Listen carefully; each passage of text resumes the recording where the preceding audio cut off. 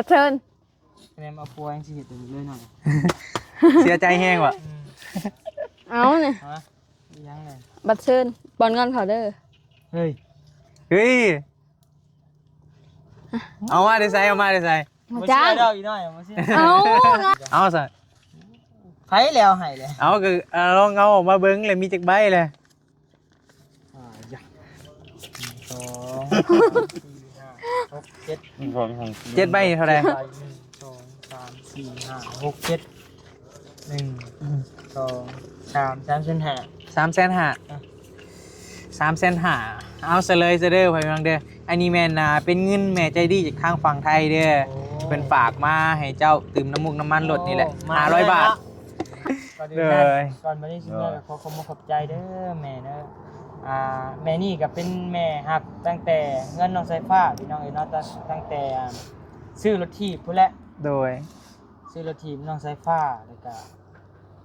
จะได้กับคอยแม่อยู่ดีไม่แห้งเด้อน้องความเจ็บบ่ได้ความไข่บ่มีปรารถนาสิ่งใดขอให้ได้สิ่งนั้นสมความมุ่งมั่นปรารถนาอย่าเจ็บอย่าจนลำรวยๆเด้อเนาะนอนรับก็ให้ได้เงินหมื่นนอนตื่นก็ให้ได้เงินแสนได้หมื่น เอาพี่เว้ย มียังนี่แม่ ดอกไม้ เอาดอกนี่บอไปโหย โดย มือมาจ่าเห็ดฮะ เอากูสิโหยว่าน้ำ กูสิโหยจะว่าไม่ทุกที มือเสียมือเห็นยัง เมื่อเรากระตากให้มันแห้ง คือว่าเป็นนั่นล่ะ เอาไปซาบ้านหาเป็นคู่มึงกับคือถือว่าหักแพงกันสุดๆแล้ว แม่นบ่ แม่นกับบ่ได้เป็นคำหยาบสำหรับบ้านเฮานะบ้านนอกเด็กก็สิประมาณนี้ มันแปลกใจบนว่ามียังก่อเจ้าอะไรก็กิน กูมึงจะเอาไปเห็นยังสิวะ สิเอาไปจากอยู่ไสไปจากปลูกอยู่ไส ขนาดไปว่าอยู่เฮือนหน้านี่โอ้ย แม่นแล้ว โดนเลย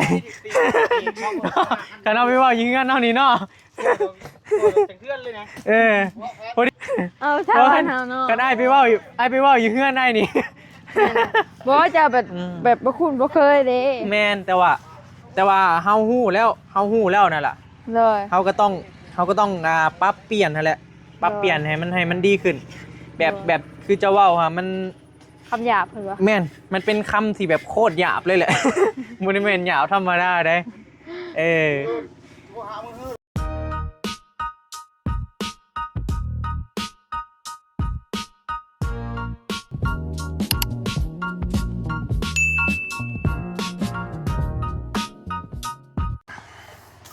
ขอพี่น้อง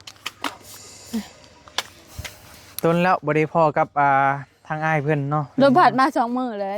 มานี่ฮะว่าเอาเรียยสบายดีเลยเด้อ โดนผัดมา แหวนเป็นเดือน2 เดือนแล้วบ่บริพอกันเดือน1บ่ประมาณเดือน1แล้ว พี่น้องชาวลาว ประมาณนั้นแหละ มีแต่ทางบ่าวนี่สิแจ้งเด้อพี่น้องเด้อ ไหนเนาะ ใครเฮ็ด YouTube ก็ให้ระวังโตไหวเด้อ เป็นอะไรนะ ช่องบ่าวแก้วปิ้วไปแล้วเลย ก็ไปได้ดิ ปิ้วบ่ ปิ้วเลย ข้างโอยเมื่อกิน โอ้ยเป็นกำลังใจเลยเราอ่ะ ที่ไหนก็ เอ้าว่าเท่วะนี่เป็นอะไรแบบโตปิดสั่งรายได้บ่ เฮ้ย มันเอาเดี๋ยวปิดสั่งแล้วได้เลยเด่น โอ้ยาก อุกอยู่นี่มีโทรศัพท์เครื่องเดียวจะไปเปิดช่องใหม่ยังไงหาเงินซื้อโทรศัพท์เครื่องใหม่ก็ เห็นอะไรเด้เนาะ ใครมีก็มาให้ยืมไม่ได้ไหมพี่หนา ลง สิ ไพ่ จ้า สิยืมไพ่เด่นว่าดีๆดู ฮะ ไพ่สิยืมเจ้าหรือเจ้าสิยืม อ้ายได้สิยืมไปซื้อโทรศัพท์เครื่องใหม่เด่นเพราะว่าอ้ายมีซ่องเดียวเด้ มันปิ้วตอนใดนะฮะกับปิ้วกี่นี่ อยู่เมื่อกี้นี่เข้าไปเฮือนอูน้องอีฮะ อืม มันมีกับล่มเมื่อด้วยหรอกอะเมื่อกันเด้อหรอปะ เดี๋ยวขอไปเมื่อก่อน อย่าฟ้าว เดี๋ยวหาเอาหลุดเอาล่างก่อน ฝ่ามือไปเสียมือยังบ่ทันได้ค่ะ ทำเมื่อพร้อมกันส่งบริปิ้วกันสิเมื่อ อุกว่าช่องปิ้วอีกบาท เป็นนั่นแหละ เด็ดข่อยมา9,000 ฝ่าไป แป้งรถใหม่บ่ แป้งหลุดเก่าอะไร รถใหญ่ฮะมันเป็นอะไรเฮ้ย มันเอี่ยวเอง มันเลี้ยวเอง โทษ ไม่เอ่ย ว่าเป็นตาบกล้าขี่ได้ ขี่ไปเอี่ยวเองโว้ ปะมือไว้เนาะ บนไอ้ปะสำนาจับอยู่วับเป็นยังว่า งับเรื่อยๆ เอี่ยวไปเอง เดี๋ยวไปเองเลย ไม่ต้องกินต่ำเด้อพี่น้อง มาสิไปเชฟโบ โดน ให้เป็นไปที่ เจ๊น้อย มีช่วงนี้กันเนาะพ ผ่อนพันกันแน่เห็นว่ากะเดี๋ยวเจ้วันนี้แหละ ได้อยู่ได้อยู่ ได้อยู่อ่ะ แต่ยืมก็จะ10 ล้านไป แบบมาได้ยินล้านล้านอย่างเงี้ยว่ารอดเลย ไปชื่อโทรศัพท์ โถยพอเอ้ย โอ้ยไอ้แก้วแล้วฮะโดยขอบใจไอ้แก้วแหละมันห้ากระปิ้วกินนี่เลย แม่น แบบมัน เบิดว่า6 บุก มัน ยัง ปิด บู แบบ เต็มทงใหญ่เนี่ย บอยอะไรปิดสร้างรายได้เลยวะ แม่นปิดฉากได้เลย อุ้ยตายญาติเฮ้ยพี่น้อง ระวังเด้อ คู่มือนี่ ไทยยุมี2 คือกันแหละ มี2เดียว ซองกระเสื่อมมันเดียวกัน สองเอกเส้นเดียว อืม เอากระซำมาช่องซะ น้อยละไม่ไอ้ในคอเจะเด้อ โดย จะใช้เช่นเดียวบ่ เอกเส้นเดียว แม่นเลยอีกเส้นเดียวโอ้จะไปถ่ายพินคือโหและบางทีก็บ่ได้เลยเนาะจำเป็นแล้วเขาก็มีแต่ระวังเอานี่แหละ อุ้ยกระตือ ระวังนี่แหละมันเป็นตรวจตัวเก่านะ ตัวเก่าปะ โดย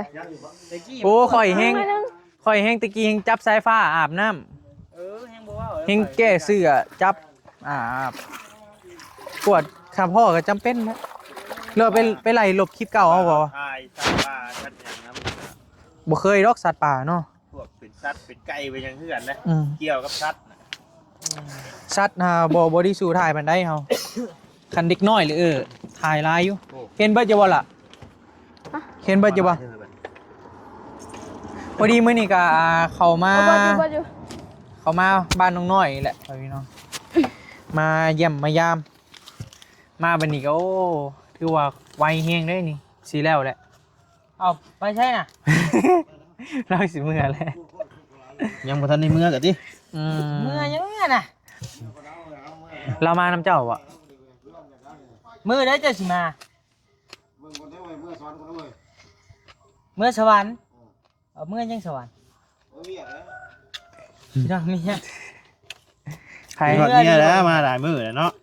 เฮ้ยมา2 วัน มึงจะให้ท้ายก็ให้แล้วแต่อย่างกูไม่บอกมึงกูโหแล้วมึงว่าจะพาให้เด้อตัวน่ะกูโหเด้อเรื่องมึงกูพาแล้วเนี่ยแล้วเมียแล้วมึงอ่ะมึงได้แต่มึงใช้แล้วจะให้ได้เอา โอ้ยใส่กันเลย บ่เนี่ยนี่แหละอยู่เฮือนกันได้นี่ ไผพี่ ข้ามทางเด้ เรามาเฮ็ดเวียกนำนี่บ่ เฮือนเราอยู่ทางนี้เฮือนข่อยทางนี้บางเทื่อก็เอิ้นด่ากันอยู่เฮือนนี่ไปเฮือนนั้นเอิ้นด่ากันเสียวเว้ย เสี่ยวกันบ่ เสียวนะเสียวเว้ยเอิ้นว่าเสียว มาเฮ็ด2มื้อหาก็ได้2มื้อบ่ เขามึ กิ ง นไหม เอาไว้ได้เอาอิ่มเลยได้อิ่มแล้ว ครับคืออิ่มคือ เราสิมานำเจ้าบ่ แม่เราอย่าเมื่อน้ำข่อย อืม เมื่อก็เมื่อแล้ว ครับอันนี้ผักบุ้ง สิทอนเมียว่าซั่น สินอนเมีย มาส่ง ไอ้ไรลงมาเลยไว้เป็นอะไรคือว่าเห็นเมทัลอัน แม่น โซ่บ่ แม่นไม่เท่าว่าสบายแล้วจังลงมา จักมืออะไรลงมา 3-4 มื้อ ลงมาบ้านเฮานี้ แม่นเอาบ่ได้ออกมาเวียกกะ2 มื้อ บ่เมื่อก็ย้าลุงแพนเอ้ย บ่ได้ออกมาเวียก2 มื้ออยู่เบิ่งอาการเพิ่นนี่กะเมียโทรมาก็ว่าเมื่อยแห้งอีกแล้วตอนนี้กะ อืมเพิ่นเป็นยังไง โอ้หลายโรคน้อง หลายโรค จักสิว่าโรคหยังสัมมปิสัมมพันธ์ เมื่อก็ได้ โคมเลย เมื่อก็ เอา ยังที่ มีหยังก็มีหยังก็อันนั้นเลย นี่นั่น ช่องมันยังง่ายๆเดี๋ยว ซองยังไปง่ายนะ บ่เห็นแล้ว มีหยังสิเอาให้เราก็เอาให้เลย พ่อไปเฮ็ดมือตะเวนยังสูงๆเลย อย่าฟ้าว ห้างเขาจะปิด เบิ่งจักโมงเลย โอ้ยหากระ2 โมงเลย โอ้5โมงเลยหน่อย เจ้าสิมีหยังสิเว้ากับเราสิให้แล้วก็เราก็เอาให้เลย มีอยู่ ปิดให้แน่ไง เอามีเลขสิให้ ว้าวแท้ มียังเลย ปิดไอ้ว่าเอารถไปได้ 5โมงเลยนี่สิให้เราก็ให้เลยล่ะให้รถ ครึ่งชั่วโมงหนึงด้วยฮอดจ้ะ เฮ้ย เหี้ยขอมามือ เอ้า แจกบัตรเชิญบอก เออสิขึ้นเฮือนบ่ ดีมากเมื่อกี้นี้ จะเอาผัวแล้ว เจ้าหัวแล้ว ประเชิญ แนมเอาปัวยังสิเฮ็ดตัวนี้เลยหน่อย เสียใจแห้งว่ะ เอาเนี่ย ฮะยังเลย บัตรเชิญบอลเงินเขาเด้อ เฮ้ย เฮ้ยเอามาได้ใส่เอามาได้ใส่ บ่ จ้า เชื่อง ดอกอีน้อยบ่เชื่อ เอาเงินถ้าจ้างเจ้าอยู่อดี ยังโตให้บ่เชื่อ ให้ดิ เชื่ออยู่ ฉันคอยให้ได้เสือบ่ เชื่ออยู่นั่นจ้ะ เอาใส่ ไผแล้วให้เลย เอาก็ลองเอาออกมาเบิ่งเลยมีจักใบเลย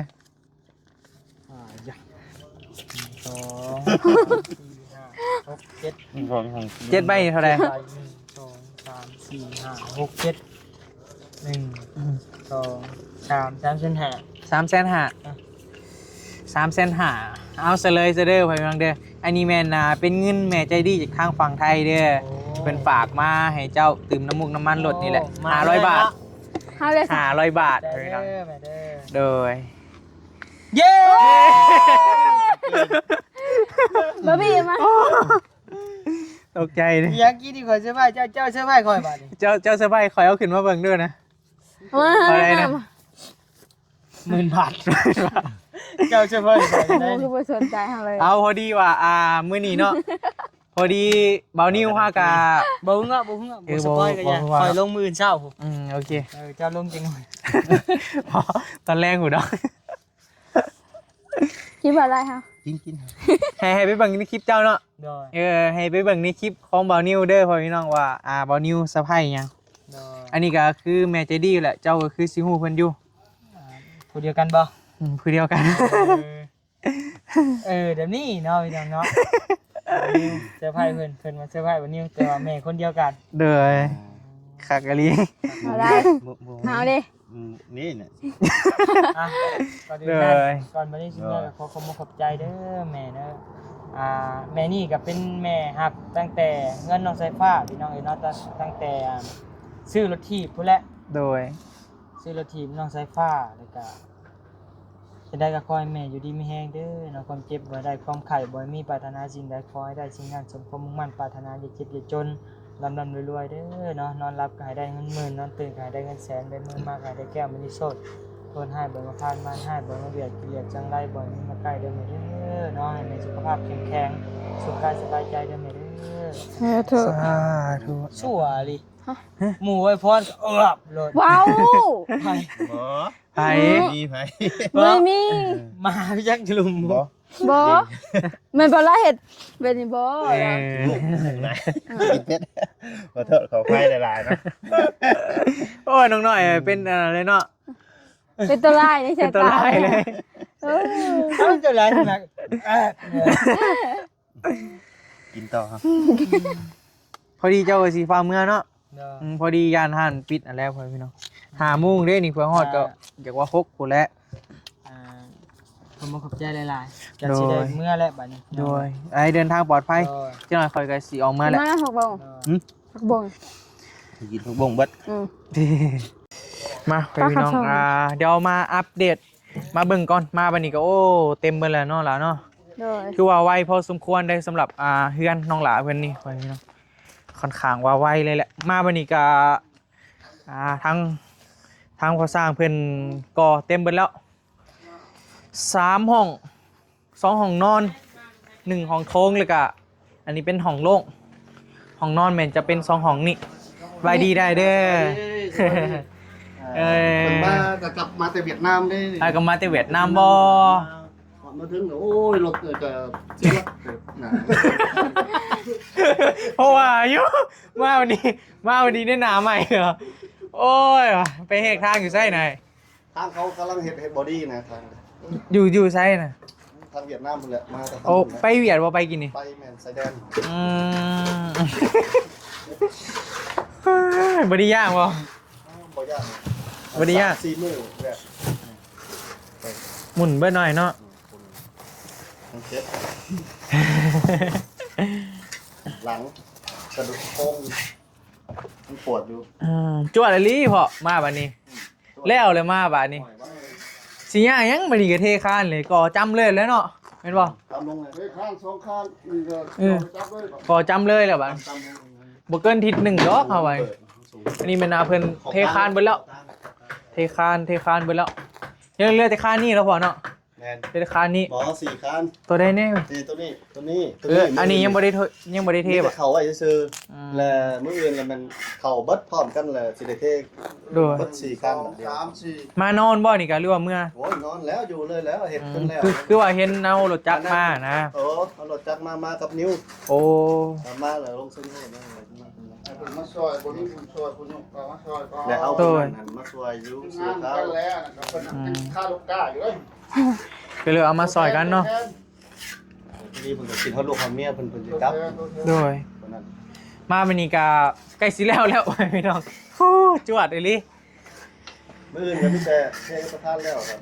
แตะมาเอาก่ออย่างเดียวเลยก่อปรุงขาปรุง โดยมีได้งานก่อนเนาะวันนี้เนาะ นี่เป็นห่อก่ออย่างเดียว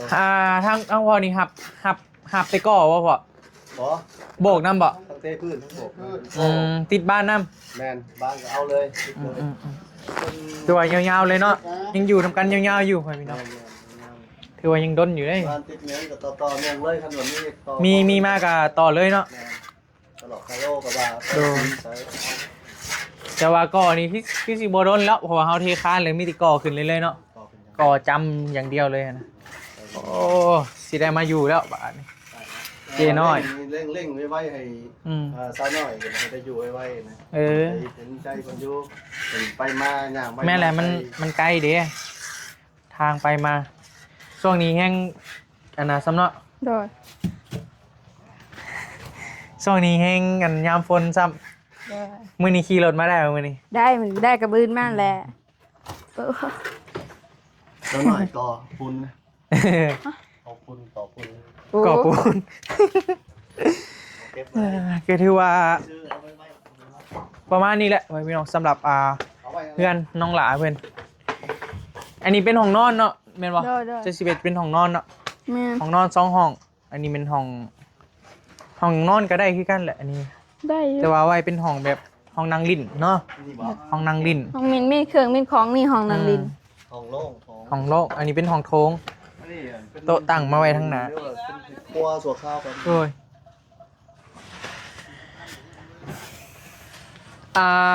ทีมงานคือกันบ่นี่กะสิเมื่อคิดฮอดเมียแล้วว่าซั่น สิเมื่อแล้วมาคิดฮอดลูกฮอดเมียเมื่อกับเมื่อเสร็จแล้วได้เนาะมันคิดฮอดเนี่ยรถบ่ได้ห้ามบ่ได้ห้ามกับบ่อยู่อะไรจังไดก็พับเครื่องใส่กระเป๋าทุก จำเป็นเลยเนาะ เป็นแล้วเขาจากเมื่อแต่มื้อวานนี่พุ่นเนาะ เพิ่นมาใส่เซโนคือกันบ่ แม่นเซโน โดย เอาส่งพี่พูดทั้งแม่ ไปทางใดน่ะ สิเมื่อแล้วบ่ เอาพูด ใส่เบิ่งก่อนเด้อ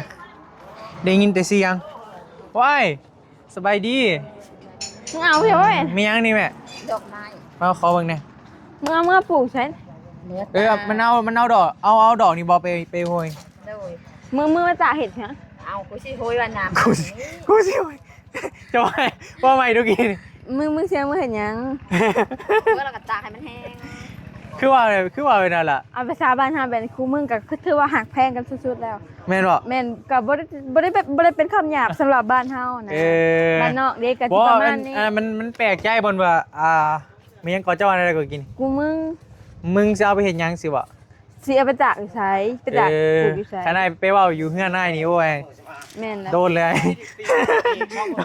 ขนาดไปเว้าอยู่เฮือนเนาะนี่เนาะพอดีอยู่เฮือนเลยก็ได้ไปเว้าเลยนะ สิ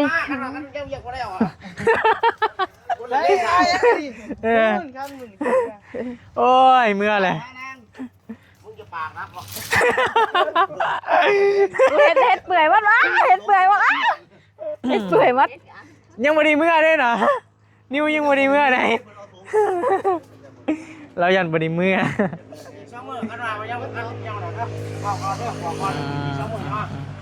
เดินทางปลอดภัยเป็นแบบเฮาเว้าตะกี้บ่แม่ เออบ้านเฮาก็สิประมาณนี้แหละ กินนี่เลยเอะใจพ่อพี่น้องเพราะว่าบ่เคยได้ยินเด้แม่กับลูกเว้ากันนะเว้ากันแบบคือแบบอ้ายเว้าบ่ได้บ่ ก็ได้ มันอ้ายว่ามันบ่งามเปลี่ยนใหม่ก็ได้เด้อเจ้าสิเอาเบ็ดหยังแม่ว่าสิเด้อมึงสิเอาเบ็ดหยังโอ้ย เอาชาวบ้านเฮาเนาะ ก็ได้ไปเว้าอยู่เฮือนได้นี่ บ่จะแบบบ่คุ้นบ่เคยเด้ แม่นแต่ว่าเฮาฮู้แล้วนั่นล่ะ เลย เฮาก็ต้องปรับเปลี่ยนนั่นแหละปรับเปลี่ยนให้มันดีขึ้น แบบคือจะเว้ามัน คำหยาบเพิ่นว่า แม่นมันเป็นคำที่แบบโคตรหยาบเลยแหละ บ่ได้แม่นหยาบธรรมดาเด้มันโคตรหยาบเลย เลย เฮาก็ต้องเปลี่ยน เจ้าสิเอาไปเฮ็ดหยังแม่สิเด้อเจ้าคอยมึงกูนี่บ่ใส่กะยามันเป็นคำแบบบูฮานแล้ เฮาว ไปได้ยินคนเอิ้นแบบหมู่คู่ยังอยู่บ้านนี่ก็คือเก่า เฮาก็พยายามเป็นคนเป็นคนยุคใหม่ ลูกมาแล้วบ่มีหยังตอนแล้วมีแต่ผักบุ้งเด้เอาเฮ็ดแนวได้เอามือกิน โอ้ยเวียดได้ของต้อนนี่ พี่แม่ครับพี่ต้นครับพี่แม่ ให้ว่ให้อีหลีงัวเป็นโตเลยยังให้นี่สำพักบงนี่เราบ่ได้ยากเนาะแม่เนาะ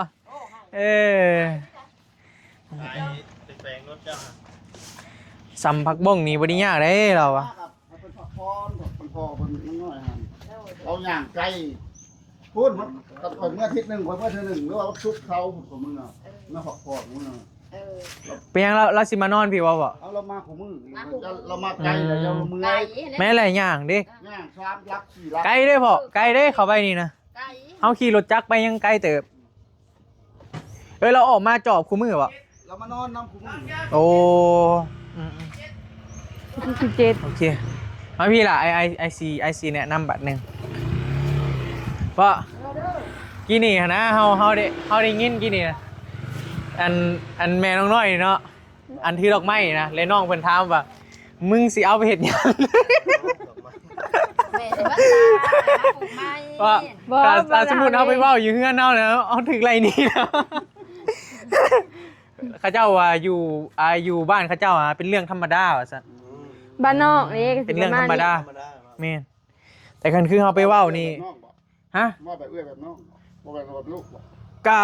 ก็อีกตามคือ ก็บอกเข้าใจได้อันนี้มันแบบเขาเจ้าเคยเว้านะเขาเจ้าเขาก็เคยฮักก็สิได้ยินเป็นครั้งแรกได้นี่ได้เขาได้ยินแต่กี้ก็สิบอกแล้ว มึงสิเอาเวทยังวะฮะเอาจนฮะ บ่ลึงเด้เด้อไอ้สิบอกบ่ใส่เปลี่ยนใหม่เด้อล่ะเด้อ ลืมบ่ บ่ ต้อง ได้ลืมได้แบบนี้ได้ เคยเด้ความเคยชิน ภาษาบ้านเฮาแบบเอิ้นกูมึงแบบนี้เด้แม่นแหละก็ถือว่าบ้านเฮาเป็นธรรมดาเอิ้นหมู่เอิ้นคู่ แม่น แม่นเลยก็ถือว่าฮัก ก็เป็นเรื่องธรรมดาแบบคือแบบเฮาเว้าเจ้าข่อยและแบบภาษาหั่นนะ โดย เฮาต้องพยายามเป็นคนยุคใหม่เด้อล่ะเด้อเจนใหม่เฮาต้องเป็นคนเจนใหม่ โดย เจ้าข่อย เด้อ มึงกูเฮาบ่เอาแล้ว โดย ว่าอีหลีได้เจ้าต่อยเจ้าเสีย ไปเห็นเนาะคนในบ้านก็คือกันหั่นนะเฮาต้องเจ้าออกมานอกเลยได้เจ้าพบเจอพวกอ้าย โดย หลายๆคน ไผมาเซะ บ่เป็นหยังดอกกินเบิดแล้ว แม่ก็จื้อบ่แม่หักแม่คือสิอันน่ะอยู่แต่น้องน้อยนี่พยายามเว้าบ่เว้าเด้อล่ะเด้อ โดย พยายามเว้าลองเว้าดูเจ้าสิเอาเพจหยัง เจ้าสิเอาไปเฮ็ดหยัง ข่อยสิเอาไปปลูก แม่สิมันก็ตากแห้งซะก่อนเลย กูสิเอาไปปลูก โอ้ มันก็ตากแห้งแม่ก็สิปลูกไม้ คักนะเจ้าเว้ากัน ท่านแม่เว้า ดูดิเด้อ เออ เอาภาษาบ้านเฮาเนาะ พยายามเด้อล่ะเด้อเจ้ายังเป็นเด็กน้อยอยู่เด้ก็พยายามเฮาบ่คนเฮามันต้องพัฒนาขึ้นไปเรื่อยๆล่ะ โดย เฮาความเก่า มันเป็นคำบูฮานแล้วแม่นบ่แม่ โดย เคยเว้าตะกี้แล้วแม่นบ่ อืม แต่ว่านี่เฮือนกันเจ้าว่าก็พอเจ้าก็แบบนี้บ่ แม่น มึงบอกว่าก็พอ คนในบ้านนี่ก็แบบนี้นะส่วนหลายมีแต่แบบ มึงสิไปใส่ แม่น แบบนี้เลยว่ะ แม่นมีแต่มึงสิไปใช้เสียเขาแม่นเสียก็แบบหมู่กะ ว่าก็พอไอ้น่าสมมุติพอสิไปหน้าเอา แม่แบบเพราะสิไปใช้ของเถื่อกะ บางทีกับมึงบ่ บางทีก็มึงบางทีก็เพราะ อืม มันอิงตามขั้นตอน คันเราถามดิมาได้ไสกูมาแต่หน้า แม่นแบบนี้ก็มีมีอันนี้ โอ้ยหน่อยบ่ได้ยินนะใช้อยู่นั่นน่ะก็ได้ยินอยู่ มันเป็นแบบน้องเพิ่นเคยมันลึ่งเนาะล่ะเนาะมันเป็นความชินเคยเด้ แม่นล่ะมีแต่บ้านเฮาก็มีแต่เอิ้นแบบนี้ มันเป็นความชินเคยสิทธิ์หลวงพ่อคุณเจ้าอ่ะ จักเลย กับพยายามหลายๆเด้อ โดย บ่เว้าแหละเว้ากับหมู่คือกัน โดย เจ้าค่อยเจ้าเห็นหมู่เจ้าก็บอกเขาเลย เจ้าไปอยู่ในเมืองเขาหัวควันเจ้าได้เจ้าเว้าประมาณนี้ เจ้ามาเว้ากับง่ายกูนี่ เครียดบ่ว่าเลยนะเจ้าเว้ากับอ้ายคือกัน โดย เครียดแบบมันเป็นคำที่โคตรหยาบเลยนะ โดย มันเป็นคำที่แบบบ่ควรที่จะเอามาเว้ากูมึงคันเสี่ยวกันเสี่ยวกันก็ยังบ่เว้านะเดี๋ยวนี้ในเมืองเขาบ่เว้าแล้ว เจ้าข่อยเพิ่นเขายังประมาณนี้มันจะเป็นประมาณนี้แหละกู โอ้ยบ่เคยได้ยินได้ครั้งแรกเลยนี่คันได้ยินได้ก็สิบอกเจ้าแต่ดนแล้วคันว่าไอ้ได้ยิน มีพยายามบ่ล่ะเจ้าพ่อหมู่เจ้าก็เข้มเจ้าเว้าเข้มเขาเว้าแบบคำแบบนี้นะเจ้าก็พยายามสอนเขานั่นล่ะอันนี้มันเป็นเรื่องที่ถูกต้องที่สุดเด้อ ใครอยู่เขาบอกว่าฉะนั้นว่าบ่ต้องสอนกูนะ บ่กะยาแต่ว่าโตเจ้าเองต้องเว้าแบบคำม่วนๆ โดย แม่นอันนี้มันเป็นคำบ่ม่วนเลยเป็นคำหยาบ มันเป็นความ เด้ เก่ อ ง แม่นคำแข็งคำหยาบคำที่คนยุคใหม่เขาบ่อยากได้ยิน แต่คนยุคเก่าแบบรุ่นแม่รุ่นยังเฮาก็เพิ่นเคยเลยเด้นบ่แต่ว่ายุคใหม่สมมุติมื้อหนึ่งเจ้าอาจสิได้แฟนในเมืองอะหยังเจ้าไปเว้ากูมึงโอ้ โดย เขาโอ้อีนี่บ่ได้แล้วว่ะบ่ผ่านแล้วเขาบอกเลิกเจ้าเลยล่ะมันจะเป็นแนวนั้นได้ล่ะ เวลาไป อัน พอ นี้อันนี้มันคือมันจะเป็นแนวนั้นนะ โดย เป็นมดบ่เข้า แล้วยัง เขาว่าแม่สิเมื่อใส่นี่แม่ แม่สิเมื่อนะ นอนหน้ากับไผ นอนน้ากับน้อง อ้าย กับอ้ายตัวชายได้ลูก อ่ะเอาไผ จากแห่งกับแม่มัก ไปทางใดมอน่ะคือบอกมาเลย ไถนา ได้ลูก เอายังบ่ทันแล้ววะ ย่า อืมยังบ่ทันแล้วซ้ำโอ้ยังดนเนาะ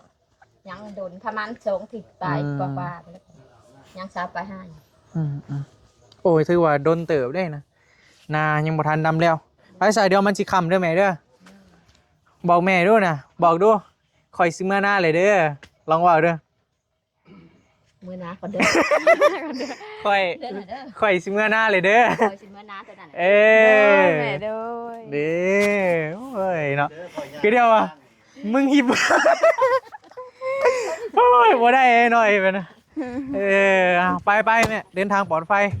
ก็ถือว่าประมาณนี้แหละพ่อพี่น้องเอ้ยสำหรับเพื่อนน้องหลาเพิ่นเนาะ โดย ชื่อที่ไอ้บอก โดยโดย โอ้ยเวียด น้อยเวียดเนาะมันเป็นคำบ่งามเด้อล่ะเด้อ โดย เวลาเจ้าพ่อหมู่หรือพ่อหยังเจ้าก็เจ้าฮู้แล้วเจ้าก็ต้องไปบอกเขาเจ้าต่อสินะ จะมีความฮู้จะต้องไปเผยแผ่เขาเจ้าต่อเขาเจ้าบ่อย่างเฮียนกับเรื่องของเขาเจ้า อันนี้มันถ้าว่าเฮาลึงเลยมันก็สิลึงเลยคือแบบจะว่าแหละเฮาลึงแล้วอิหยังประมาณนี้หั่นนะ โดย แต่เฮาก็ต้องฝึกอะไรล่ะฝึก โดย อันนี้คือเป็นคำเว้าที่ว่ามันถูกต้องที่สุดสำหรับไอ้บอกเจ้านี่นะ โดย บ่ผิดดอกเจ้าสิไปถามไผก็อย่าศาสนาจารย์นี่ยังก็อย่า แม่ถืออยู่ เอาเพิ่นสิเลือกใช้คำใดเอาระหว่าง เจ้าค่ มึ อง ย กูกับเจ้าข่อยจะไปถามรถ เจ้าค่อย ถามไผก็อย่ามันจะเป็นแบบนั้น สลายเท้าไปพ่ออันผู้ยอกผู้ใหญ่กันมีแต่ อืม อันเจ้าค่อยอันนี้ประมาณนี้แหละ บางทีมันหลุดเด้ บางทีน่ะก็ว่าบ่ ถ้า ได้ ถ้ามันหลุดออกมานี่เฮาจะเสียภาพพจน์เฮาเลยเด้เข้าใจบ่ แม่น ผู้ใหญ่เขาเจ้าจะมองว่านางอันนี้เบิ่งก็คือว่าคนงามจบเจือ แม่ ฮู้ บ่บอกบ่สอน จักหยังเลย เนาะ มันจะเป็นแนวนั้นสำหรับมุมมองของคนที่ว่าเพิ่นพัฒนาไปแล้วนั่นล่ะ โดย กาโบติเพราะว่า โดยภาษาบ้านเฮา เฮาเป็นบ้านนอกแต่เฮาต้องเป็นคนเจนใหม่ โดย ต้องหมั่นเป็นคนเฮียนฮู้นั่นล่ะ โดย เดี๋ยวนี้ก็มันมีโทรศัพท์อีหยังอะเด้มันทันสมัยไปแล้ว โดย มึง มึงสิไปใส่วะโอเคได้ล่ะเด้อ โดย สำหรับคลิปนี้ประมาณนี้แหละพ่อพี่น้องเอ้ยก็เป็นความรู้ใหม่ๆเป็นความรู้ใหม่ๆของง่ายเลย แล้วเดี๋ยวมาเรื่อยเด้ เนาะโอเคพ่อพี่น้องเอ้ยสำหรับคลิปนี้ลำลาเลยเด้ออยู่ดีมีแรงเบิดสุขสุขคนสบายดีเด้อ